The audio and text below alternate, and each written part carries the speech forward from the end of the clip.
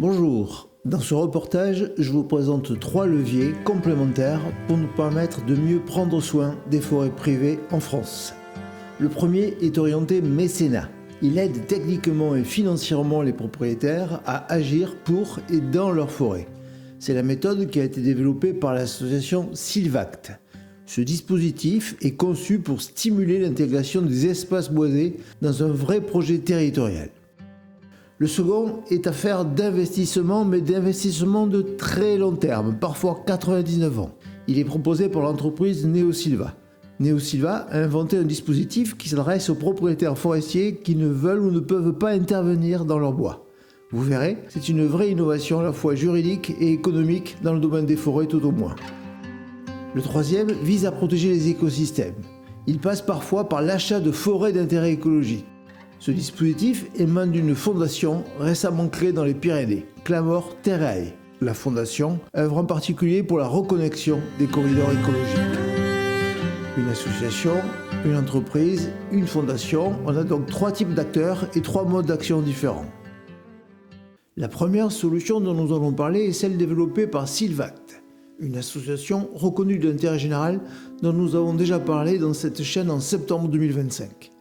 Silvact encourage et soutient la gestion forestière durable et raisonnée.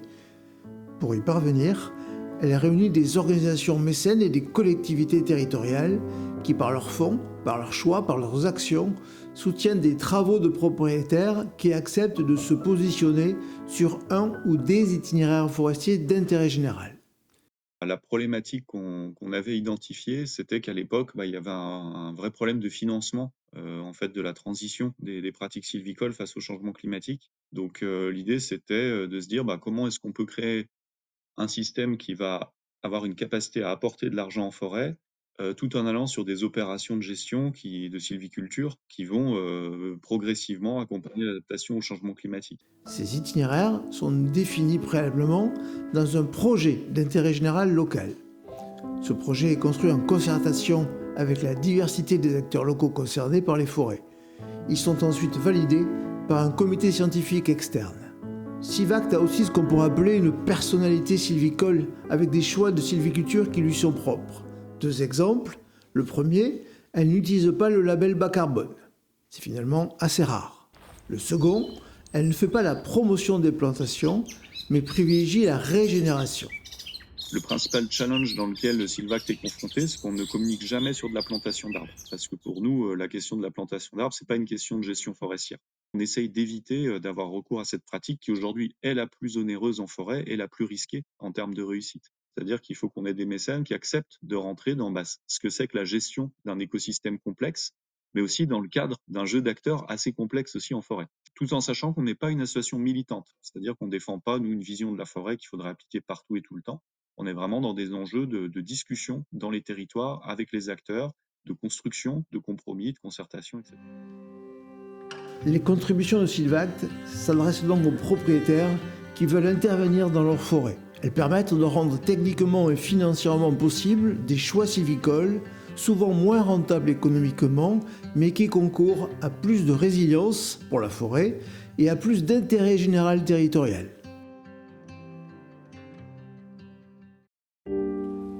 La seconde des solutions présentées dans ce reportage, celle de l'entreprise Neosilva, s'adresse aussi à des propriétaires, mais à des propriétaires qui ne peuvent plus ou ne veulent plus intervenir dans leur forêt. Elle leur propose de remettre en valorisation ces forêts.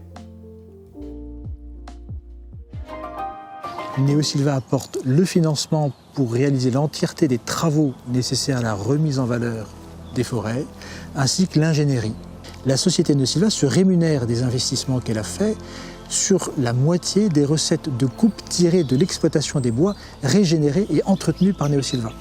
La qualité des travaux que nous faisons et des choix sylvicoles est absolument importante pour nous autant que pour le propriétaire lui-même. Neosilva on est une sorte de propriétaire sans foncier qui travaille sur le temps long par nature et sur un segment de la forêt française qui est le segment le moins travaillé, le plus isolé, sur lequel il y a le moins de données de recherche et il y a les plus grands besoins de financement.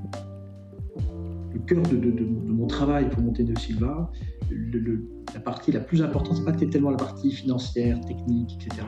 Ça a été de comprendre qu'est-ce qui fait que de si nombreuses familles de propriétaires forestiers sont dans un engrenage où ils ne veulent pas vendre, ils ont un attachement affectif qu'on comprend bien, et ils ne se prennent pas en main. Ce dont on se rend compte, c'est que finalement, ces propriétaires-là se trouvent souvent dans une situation d'impasse dont ils ne sont pas satisfaits. Alors, ils n'en parlent pas trop, ils le cachent un peu. C'est notre notaire qui nous a dit l'autre jour, il dit, mais quand ils passent et qu'ils signent l'acte notarié, ils ont l'impression d'avoir accompli leur devoir citoyen, de s'être occupés de leur patrimoine familial. Pour faire cela, il faut pouvoir leur fournir un service qui convienne à leur demande. Et leur demande, c'est de dire, je veux rester maître chez moi. Et une fois qu'on a compris davantage ces leviers-là, à ce moment, on peut travailler. On a créé une sorte de bail sur mesure qui fait l'objet d'un acte notarié, donc qui le rend opposable à tout futur propriétaire par voie d'héritage ou par vente, tant qu'on est dans la période du contrat. Ce bail-là a été construit par cercle concentrique en partant des raisons, des motifs du propriétaire. Par contre, tout ce qui est travaux, planification, investissement, suivi, entretien, coupe, renouvellement, etc., c'est Neosiva qui s'en charge. Ce bail donc, est signé sous seing privé, fait l'objet d'un enregistrement au titre auprès des registres de la propriété foncière par un notaire, de façon à le rendre opposable. Donc il est inscrit sur le titre foncier. Donc c'est un acte assez fort. Lorsqu'un propriétaire signe avec Neosiva, finalement il s'engage sur plusieurs générations en général. Mais bon, quand il plante des arbres, en général il s'engage aussi sur plusieurs générations. Donc Neosiva suit le rythme de la nature et pas le contraire. Nous, on a une constellation de très petites unités de gestion. En fait, on a par nature une forêt mosaïque, parce que les gens nous confient, le propriétaire qui a quelques centaines d'hectares n'a pas besoin de Neosiva. C'est celui qui a quelques hectares, voire quelques dizaines d'hectares. Notre cible, c'est vraiment ce qui est en dessous du document de gestion durable. L'essentiel de la grande majorité de nos propriétaires sont entre 1 et 20 hectares. Et c'est là où il y a le plus, d'abord un très grand volume de forêt, et là où il y a le plus de travail. On a un suivi avec des comptages de mortalité, suivi sanitaire de nos parcelles qui sont faits. Chaque contrat Neosiva, alors je peux revenir là-dessus, mais a toujours un gestionnaire indépendant, choisi avec le propriétaire foncier et qui est local, compétent, indépendant et qui réalise le suivi de la parcelle. Alors, on remarque bien dans le modèle Neosiva, nous sommes juridiquement, pendant le temps du contrat, propriétaires des bois. Ça veut dire que demain, Neosiva sera tout à fait habilité à mettre en place un contrat d'appro autour de Pau pour dire, écoutez, à 50 km à la ronde, en fait, on signe sur 30 ans un contrat qui garantit tel approvisionnement sur X propriétaires qu'on aura agrégé sans avoir besoin de repasser par la signature de chaque propriétaire. C'est Neosiva qui, en tant que propriétaire des bois, signe un contrat d'appro. Nous, on s'est donné un objectif, je dis, d'ici 15 ans, d'être à 100 000 hectares. Et je pense qu'on fonctionne par cercle concentrique, si vous voulez. Donc, à chaque fois, on travaille avec des opérateurs locaux. Donc, on a très peu de CAPEX, on n'a pas d'investissement de machines, etc. Et en fait, on a un mode de fonctionnement avec l'agilité d'une petite boîte privée. Donc, on n'a pas du tout de procédure d'appel d'offres, des choses comme ça. On a un grand degré de fidélisation de nos opérateurs. D'ailleurs, on travaille de façon... Ils grandissent avec nous. Donc, le modèle a été conçu pour passer à l'échelle. Mais les propriétaires ont besoin d'avoir des systèmes de subvention comme Sylvact, qui est très intelligemment monté. Je trouve que c'est une initiative qui est très intelligente. Nous, on grève le droit de propriété du propriétaire. Ça ne conviendra certainement pas à tous les propriétaires. Le contrat Neosiva a été conçu de telle sorte qu'il fasse porter objectivement le risque beaucoup plus sur l'investisseur que sur le propriétaire. Le propriétaire, il n'a rien fait depuis 50 ans, ça ne vaut rien. Il perdra peut-être la moitié de rien, mais enfin, aujourd'hui, il a 100% de rien, il aura peut-être 50% de quelque chose. Mais de ce fait-là, les propriétaires, une fois qu'un lien de confiance est établi, ce qui prend du temps, à ce moment-là, ils sont nos premiers prescripteurs. Et aujourd'hui, c'est le cas. Ce bouche-oreille fait que, je vous dis, sur les 3000 hectares qu'on a fait depuis 7 ans, en fait, on en a fait 1000 sur les 12 derniers mois. Et l'an prochain, on devra en faire 1500 de plus. Donc, il y a vraiment un phénomène exponentiel. Et ce qui fait que chaque nouvel hectare qui nous arrive a pour nous un coût d'acquisition commerciale plus faible. Puisqu'en fait, l'essentiel maintenant nous arrive ce sont des appels entrants au bureau. Et si on commence à dire aux propriétaires, payez-nous des honoraires de gestion, ils raccrochent. Enfin, 9 fois sur 10 ou 95 fois sur 100. Par contre, si on leur dit, écoutez, on se rémunérera sur la valeur d'avenir, mais il faut qu'on s'entende, il faut qu'on ait un droit notarial. Alors là, une discussion se met en place et on peut avancer. Je crois qu'un élément très important de ça aussi tient au discours de la société. Vous avez une grande partie des gens qu'on rencontre ont l'impression que la forêt, ça ne s'entretient pas. Et le mieux pour la forêt, c'est de ne pas la toucher. Ils ont l'impression d'ailleurs que les belles forêts qu'ils aiment où ils vont se promener, c'est une forêt qui n'a été jamais touchée. Mais c'est tout le contraire en fait. Si elles sont belles comme ça, avec des beaux arbres cathédrales, c'est au contraire qu'elles ont été accompagnées depuis des décennies. Et tant qu'on maintiendra un discours comme ça, ce sera très difficile de changer les choses. Et donc je crois que le premier sujet, c'est plutôt une réinformation des propriétaires et du grand public en général sur la nécessité d'entretien de la forêt. Et pour l'entretenir, d'intervenir dans la forêt. Ça ne peut passer que par un regroupement d'une façon ou d'une autre de cette petite propriété forestière. Et de fait, les ASL ne marchent pas bien, donc il y a d'autres modèles à trouver. Et je prends l'exemple de Sylvac qui est tout à fait intéressant. Pour autant, 15 ans après, une fois que le propriétaire bénéficiaire du fonds Sylvac a utilisé le fonds Sylvac pour entretenir sa forêt, et ce qui a fait un plus à la forêt, il n'y a pas non plus la garantie que la génération d'après, alors il y a plus de chances que, mais il se peut aussi que la génération d'après perde soit pas au rendez-vous, quoi.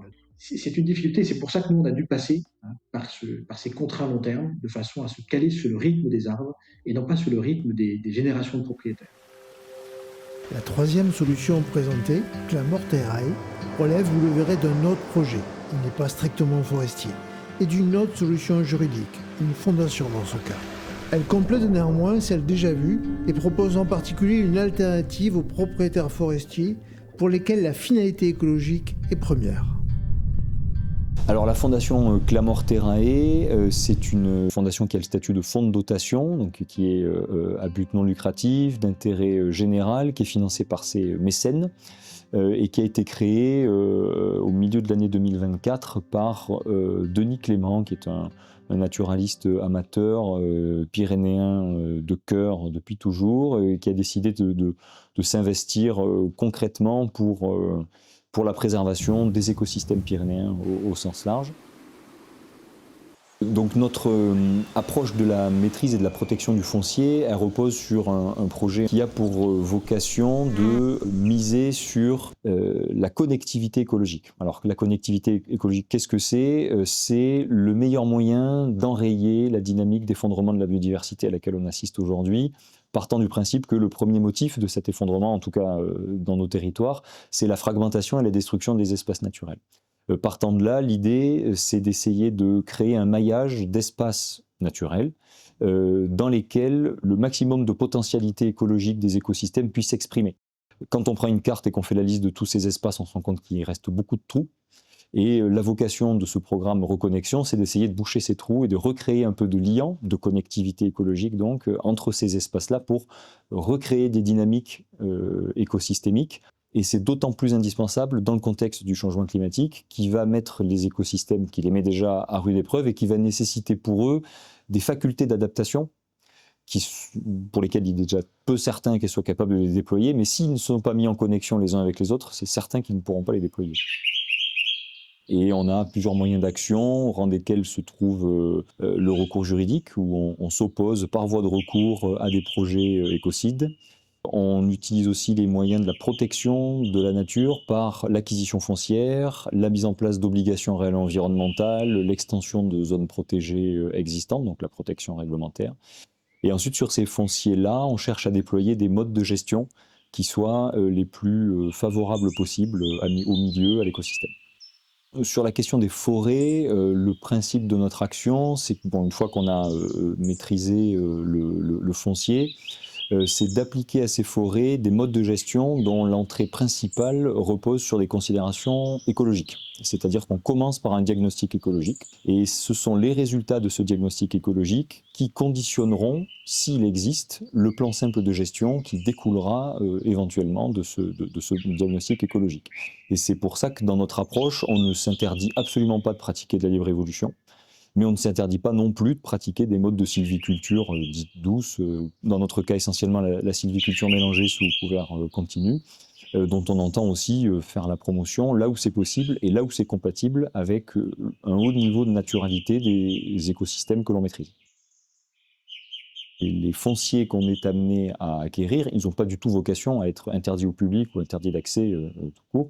C'est simplement que si on y déploie des modes de gestion, une entrée économique avec de la sylviculture, alors on souhaite l'encadrer par les besoins écologiques du milieu. Une association une entreprise, une fondation. On a donc 3 types d'acteurs et 3 modes d'action différents. Une fois de plus, se confirme ainsi l'une des intuitions qui animent cette chaîne. Je crois que c'est peut-être ici, au cœur des forêts notamment, que s'invente déjà une partie des économies post-carbone de demain. Prenez quelques minutes pour vous en convaincre. Je vous souhaite le meilleur.